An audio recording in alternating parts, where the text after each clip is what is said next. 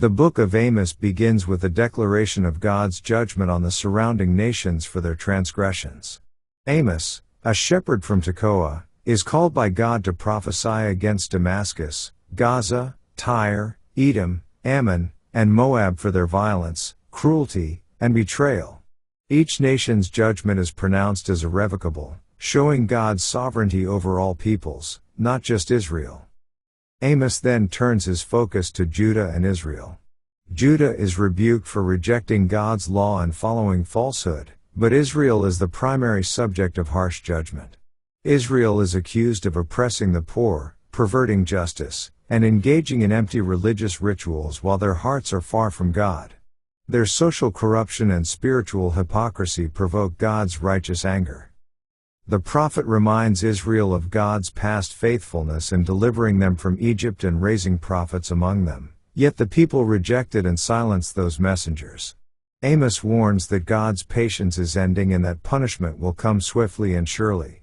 No one, regardless of strength or status, will escape the coming judgment. Amos delivers God's message of judgment against the wealthy elite, who live in luxury while ignoring the suffering around them. Their palatial homes and indulgent lifestyles will be destroyed, and their religious festivals are empty because they neglect justice and righteousness. God demands genuine obedience, not mere external worship. Through vivid visions, Amos portrays Israel's moral decay and impending doom. He sees locusts and fire consuming the land and a plumb line measuring Israel's unfaithfulness, showing that the nation fails God's standard. Though Amos pleads for mercy, God declares that the day of judgment is certain. The priest Amaziah opposes Amos, accusing him of conspiracy and threatening his safety.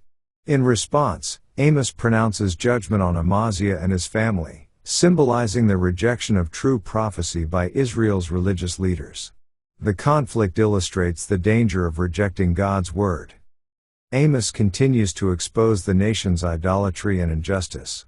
Their religious festivals, sacrifices, and music are meaningless because they ignore God's laws about fairness and kindness. The prophet calls for justice to flow like a river and righteousness like a never-failing stream, emphasizing the need for ethical living over ritual.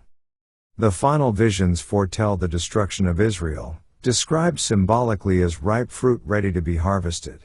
Amos warns of a famine not of food or water but of hearing the words of the Lord, meaning spiritual desolation.